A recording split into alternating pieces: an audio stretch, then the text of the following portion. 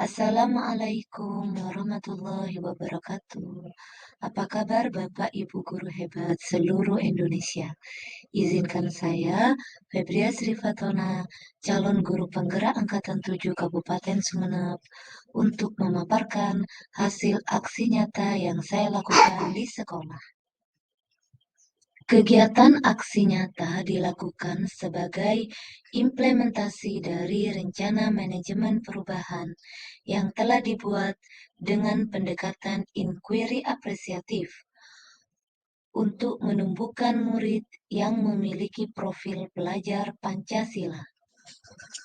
Latar belakang aksi nyata saya yaitu berdasarkan tujuan pendidikan Ki Hajar Dewantara, menuntun segala kodrat pada anak untuk mencapai keselamatan dan kebahagiaan setinggi-tingginya, baik sebagai anggota masyarakat maupun sebagai manusia. Sebagai calon guru penggerak, saya berperan untuk menuntun dan menumbuhkan kepemimpinan murid-murid yang memiliki profil pelajar Pancasila melalui pengajaran dan pembiasaan yang disesuaikan dengan kondisi murid maupun situasi di sekolah.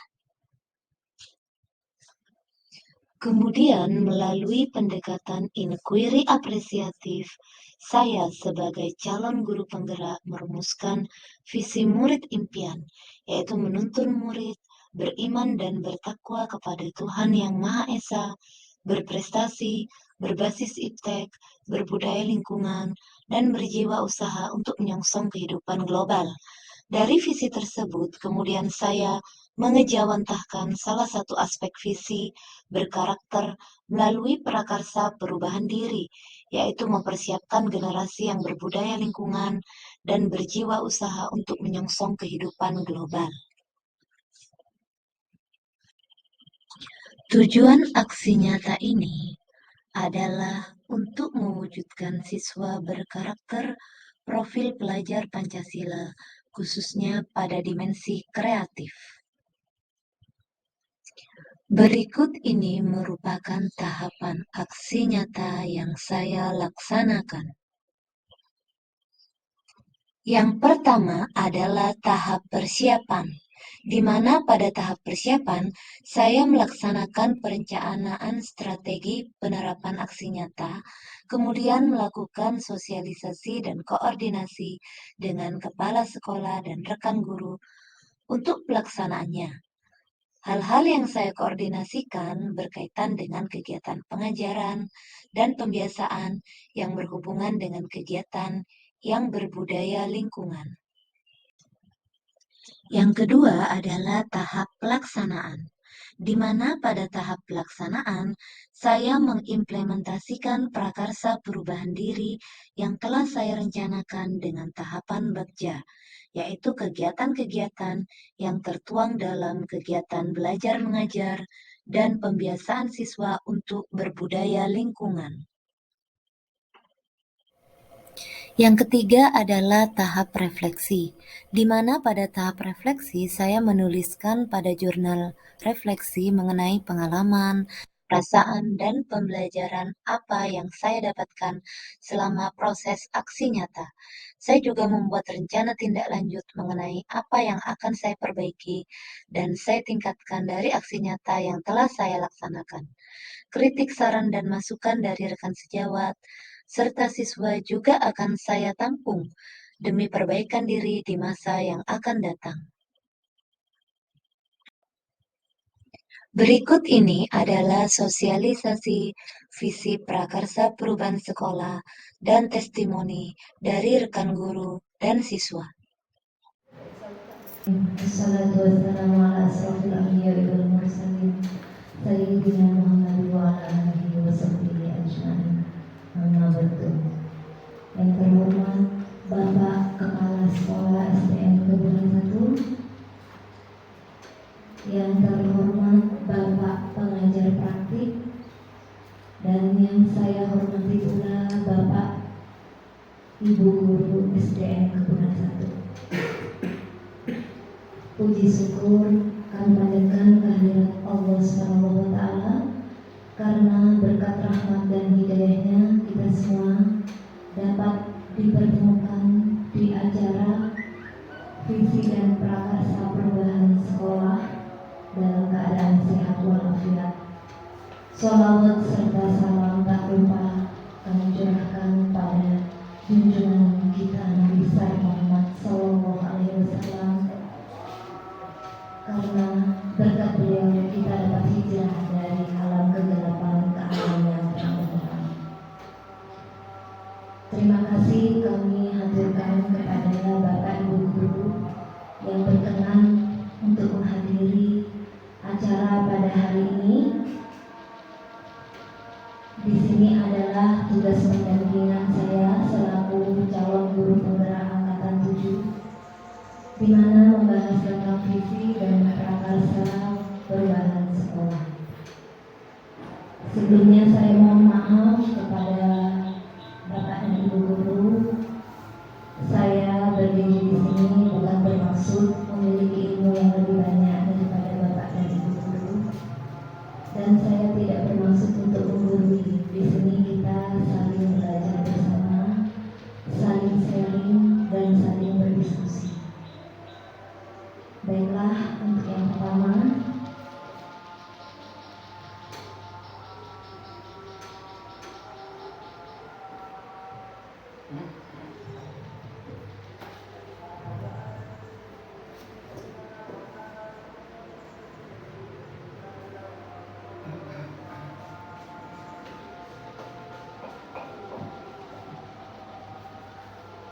di sini mengenai tujuan diskusi di acara hari ini. Yang pertama, memahami pentingnya visi yang berpihak pada murid sebagai landasan segala inisiatif perubahan dalam pendidikan.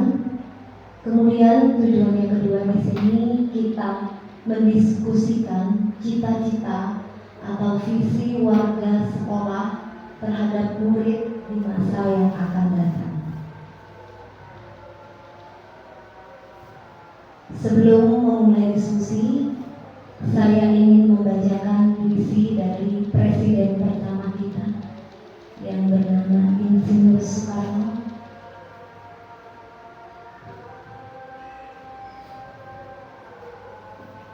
Judulnya Aku Melihat Indonesia, karya Insinyur Soekarno.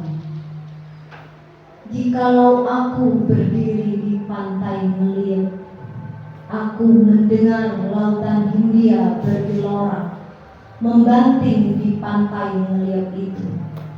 Aku mendengar lagu sajak Indonesia. Jikalau aku melihat sawah-sawah yang menguning menghijau, aku tidak melihat lagi batang-batang padi yang menguning menghijau.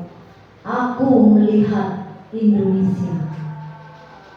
Jikalau aku melihat gunung-gunung, Gunung Merapi, Gunung Semeru, Gunung Merbabu, Gunung Tangkuban Perahu, Gunung Kelebet, dan gunung-gunung yang lain, aku melihat Indonesia.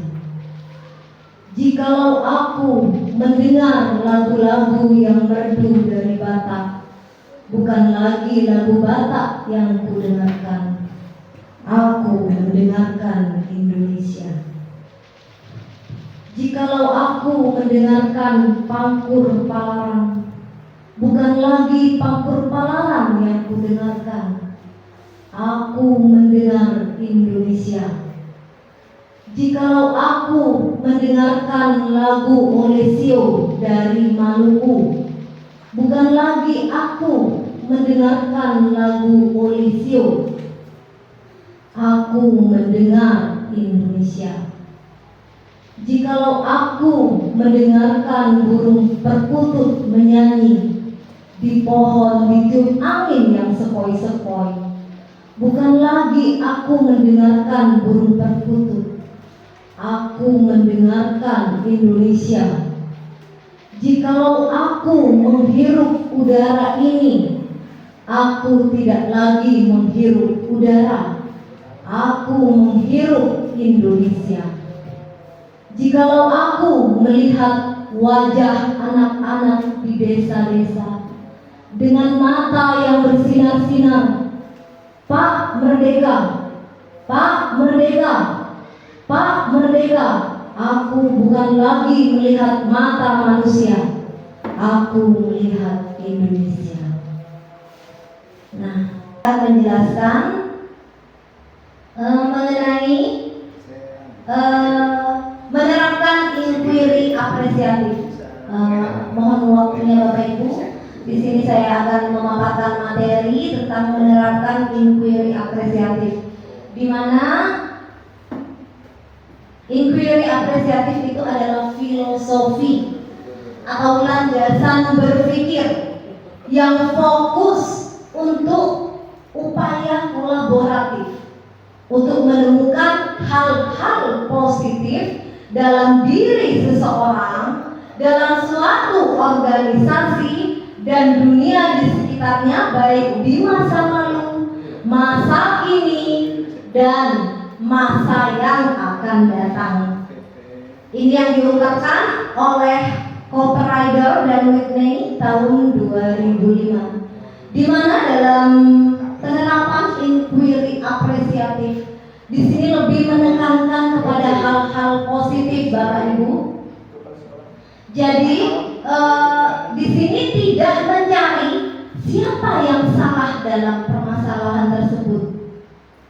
Kemudian selain itu juga tidak mencari permasalahan apa yang terjadi, tapi yang pendekatan manajemen inquiry apresiatif di sini kita mencari hal-hal positif apa, hal-hal positif apa yang dapat kita tetapkan, hal-hal positif apa yang dapat kita kembangkan agar menjadi lebih baik. Itu manajemen perubahan pada inquiry apresiatif. Selanjutnya, manajemen inquiry apresiatif ini diwujudkan dalam Bagja, di mana Bagja ini artinya adalah bahagia. Dalam bahasa Sunda artinya bahagia. Ya, Bagja berasal dari bahasa Sunda yang artinya bahagia. Kalau bahasa Maduranya bahagia di sini bukan Bagja ya Bapak Ibu, bunga.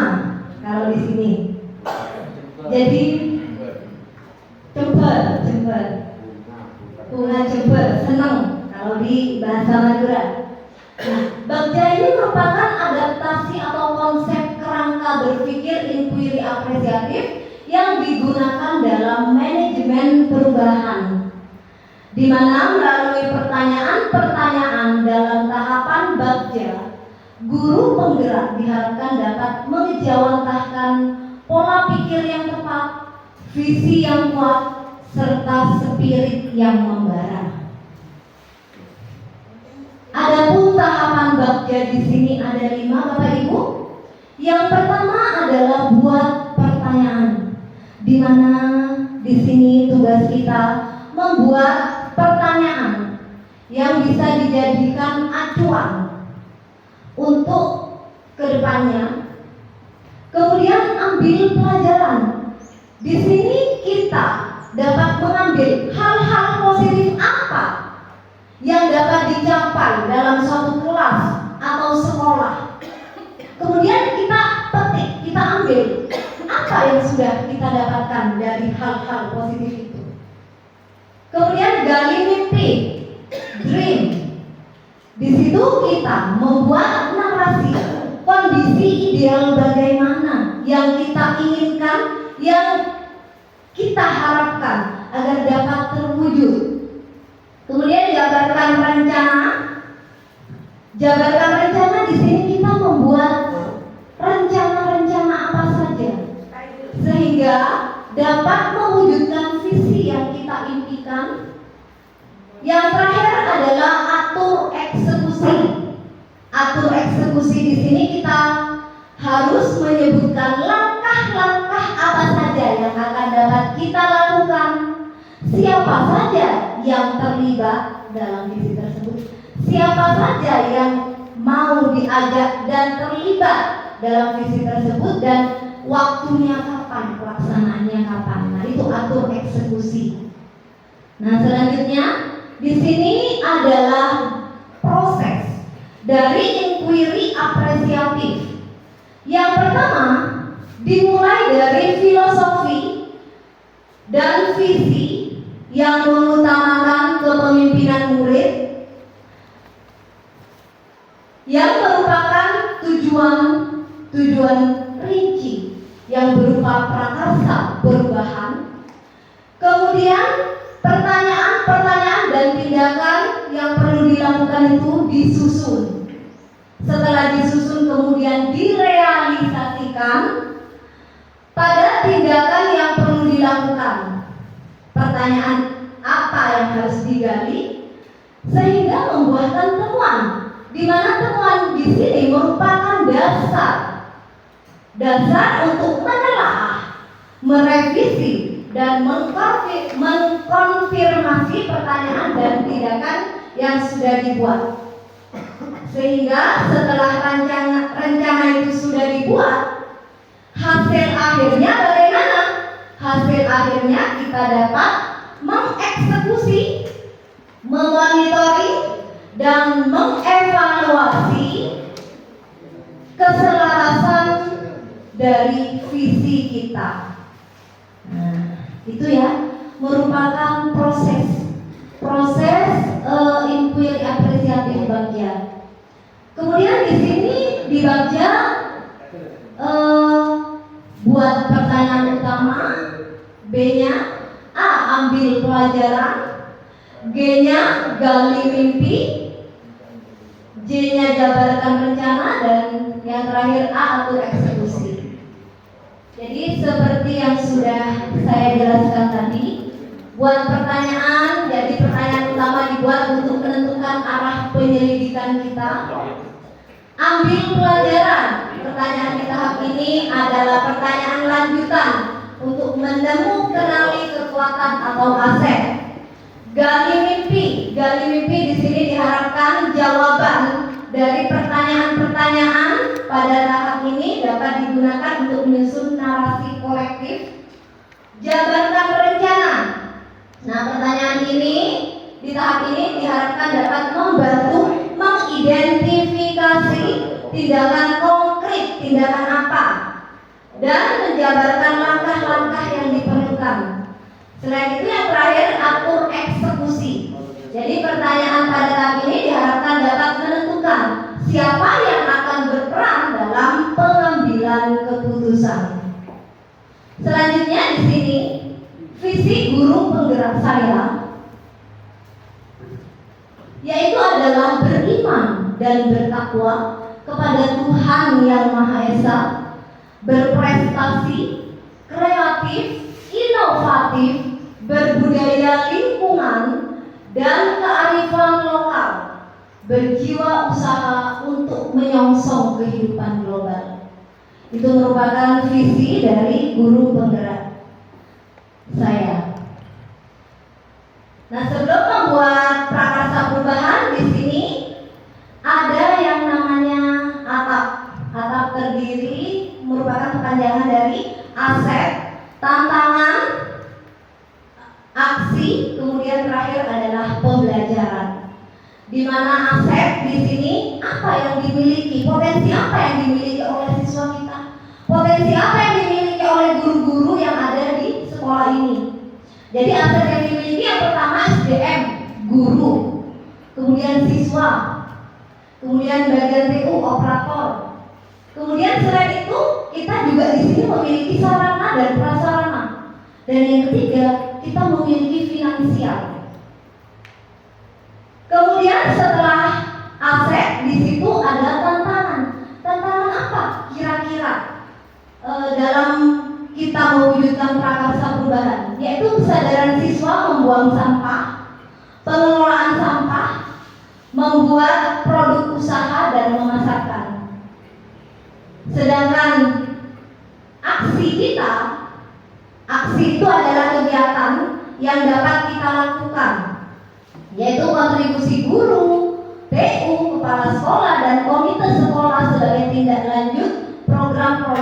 P5.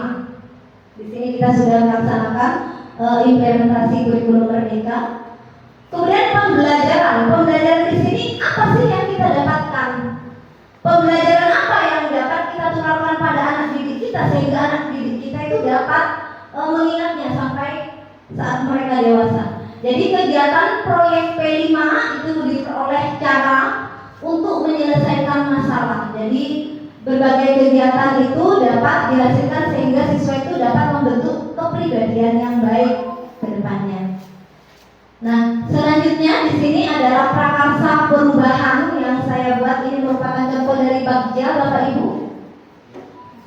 Jadi mempersiapkan generasi yang berbudaya lingkungan untuk menyongsong kehidupan global. Ini merupakan salah satu prakarsa perubahan dari visi yang telah saya buat.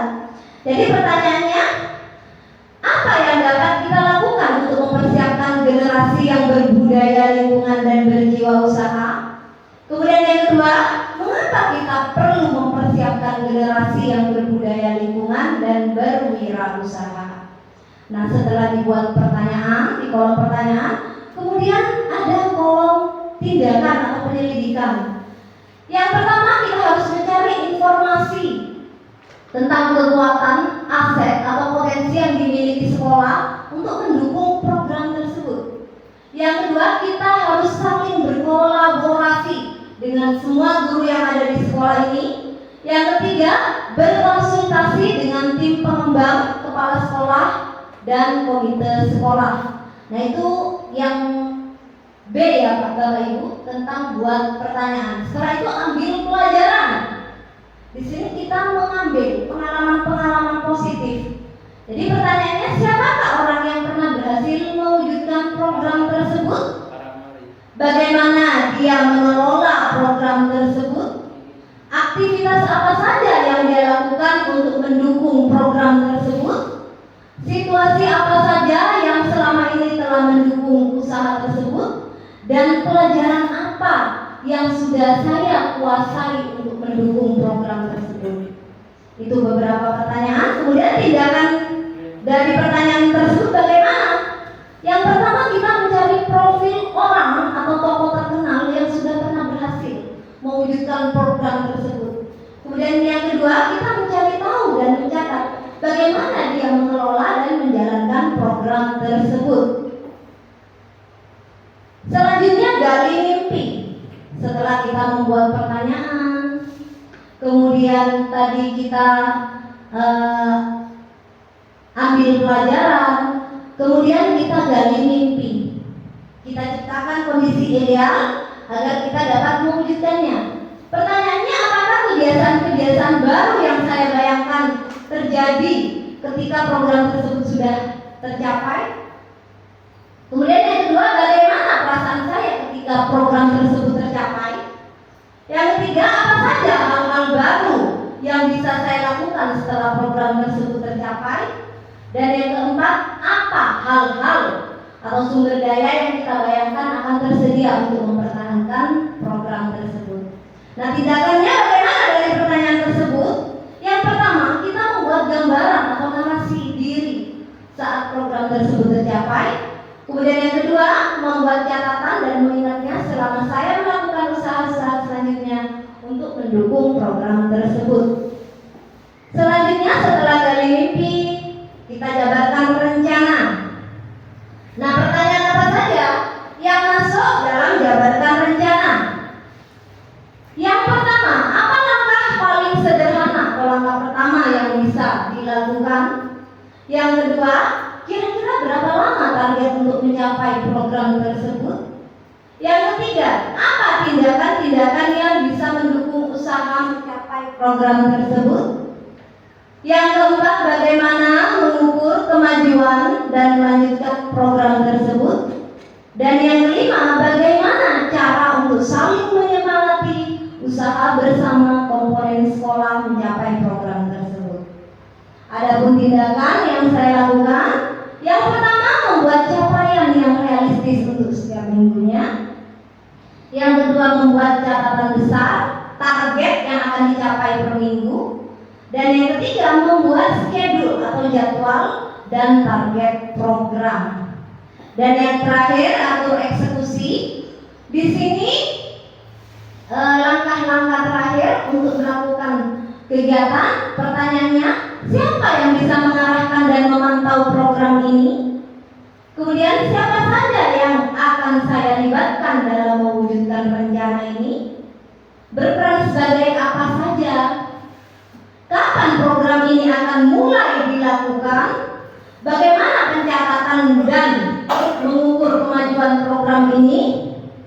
Kemudian siapa yang akan menampung curhatan tentang kesulitan-kesulitan saat melaksanakan program ini? Adapun tindakan yang dilakukan, yang pertama, menyusun siapa saja tim kerja dan deskripsi tugas setiap anggota. Kemudian yang kedua, membuat program lingkungan dan wirausaha. Yang ketiga, membuat RAB, rancangan anggaran belanja dan usul pengajuan ke kepala sekolah serta dimasukkan ke RKAS. Kemudian membentuk kader lingkungan dan wirausaha. Dan yang terakhir, menjalin kerjasama dengan beberapa instansi.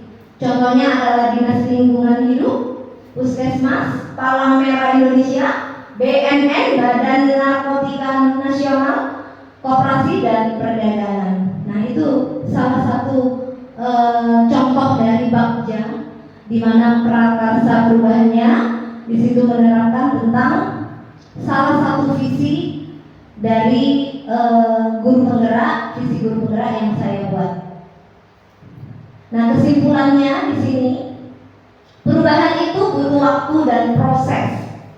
Namun tidak berubah pun butuh waktu dan proses bertahan pada zona nyaman. Jadi ada perubahan dalam visi di sekolah tercinta kita, dan perubahan itu juga membutuhkan waktu dan proses agar mendapatkan hasil yang maksimal, hasil yang baik untuk kemajuan sekolah kita tercinta ini. Baiklah, terima kasih Bapak Ibu sekalian atas perhatiannya, atas kerjasamanya, atas kolaborasinya. Terima kasih saya ucapkan. Kurang lebihnya saya mohon maaf. Wassalamualaikum warahmatullahi wabarakatuh. Assalamualaikum warahmatullahi wabarakatuh. Nama saya Iqbal Firdaus, teman sejawat dari Ibu Febria Sri Fatona.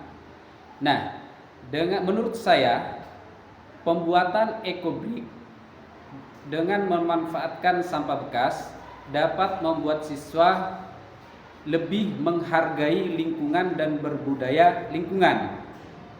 Selain itu, dengan pembuatan ekobrik dapat mengolah sampah bekas menjadi benda yang lebih bermanfaat dan sesuai dengan visi dari SDN Kebunan 1. Dan ini merupakan inspirasi bagi saya pribadi untuk menerapkan pada mata pelajaran yang saya ampu. Dan ini menjadi motivasi bagi saya. Mungkin itu. Assalamualaikum warahmatullahi wabarakatuh. Saya Najwa Arifin, murid